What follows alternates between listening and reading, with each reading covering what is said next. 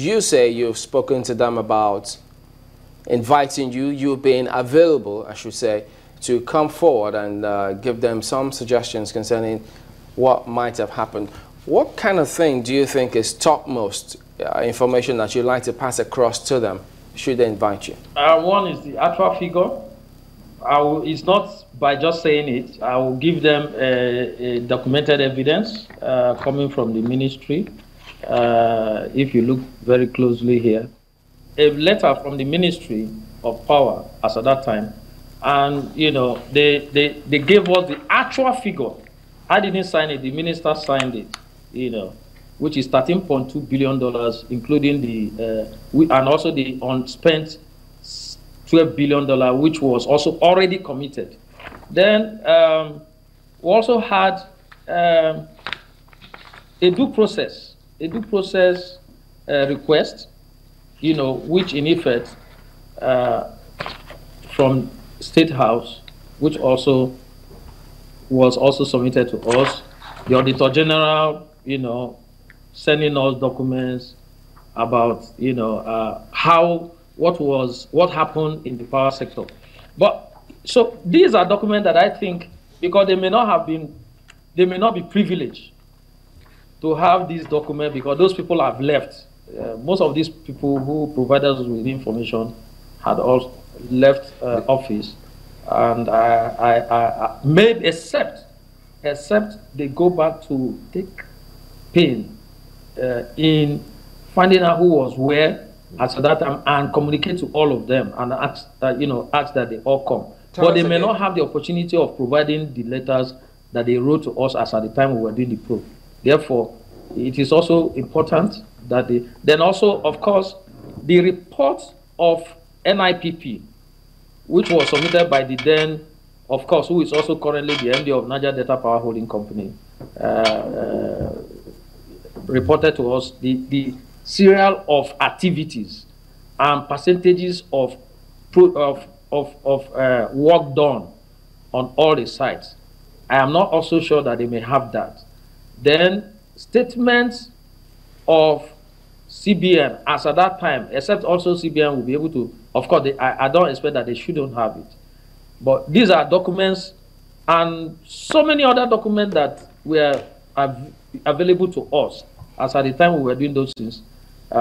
These are things that they will also need to have. Then, of course, verbatim. But one would think that, you know, Honorable, sorry to interrupt you, but one would think that if a Senate committee is about to sit, first of all, the experience of many Nigerians on the issue of probes has not been very pleasant. Going by your own experience in terms of what happened to you and your committee members in the House of Representatives and what eventually became the outcome of that probe, does not exactly, you know, help Nigerians get disposed to another probe. So one would think that the first thing that the Senate committee would have done is avail themselves of the report that your committee came up with. Isn't that natural? Well, I think, well, we're talking about ego now, you know. We're talking about what? I'm sorry? We're talking about ego now. Ego in a matter of national importance? Somebody wants to say, look, I did this thing on my own, and you know, so for me, when I was giving the assignments, I actually used a lot of individuals. In fact, a lot of revelations came out. Even drivers of different people, I approached them, and they, on their own, you know, they availed me information. So it depends on how they want to actually go about doing this. Let me give you an example. For instance, like... Sorry to interrupt you again, Honorable, but, you know, some people will say, how do you get to that conclusion that ego... Perhaps they have forgotten that your committee even sat. Perhaps they've forgotten that there was even ever such a report on the power sector. No, even in their caucus meeting, I wasn't there, but I was told that they even agreed. And that's why I said I sent word. Even agreed that at a point that they are going to make do with our report. But let me give you an example why that will be helpful to them. In the House, which I also expect that should be happening in the Senate, we have what they call verbatim reporting, which Julius Berger installed. So even when you cough, it reports. So everything that was said at that public hearing, we have them written down. It was reported as we were speaking, as we were asking questions, they were being printed out. I like that. Very quickly, because we're running out of time. Now that we're talking about documentation, keeping some of these evidence you do have, those copies that you did, you were trying to show, is it too much of an asking that you leave some of them with us? Some of them with you? Yes. You know, now I'm a consultant, so if you write me officially, I will release them, also reply you officially and send them to you to be sure that they are. No, certainly that'll be done. You did not obtain those things as a consultant. You obtained it as a member of the Federal Republic. As an honorable member of the Federal Republic of Nigeria's House of Representatives. So, as a consultant, are you keeping them now as private documents? Oh, obviously, even President Obasanjo or even IBB, you know, has details of what he did while in office. If you even you, if you don't have details of what you do in the office, then you're in trouble. Because when you leave, somebody will come and say, this was what you did.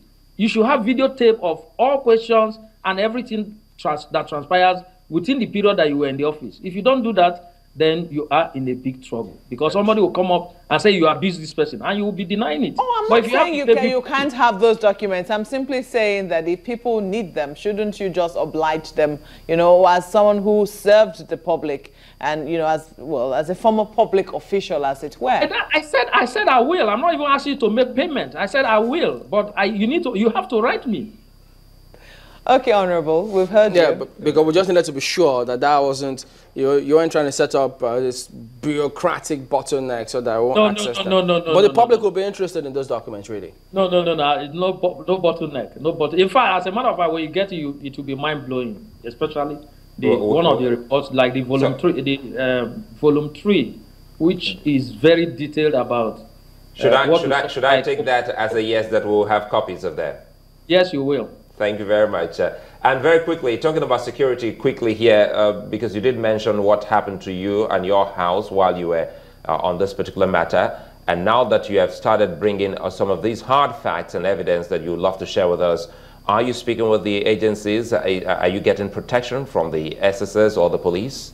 Well, I've tried to, because even last year, February 6th, 12 armed men, attacked me at a point. In fact, they killed a mobile man attached to me, and the message they left was that I stepped on toes, So for me, really, Hausa man will say "mutu adole," which means death is a must. So everybody must die. It depends on how you die. But every day of my life, I live my life before God.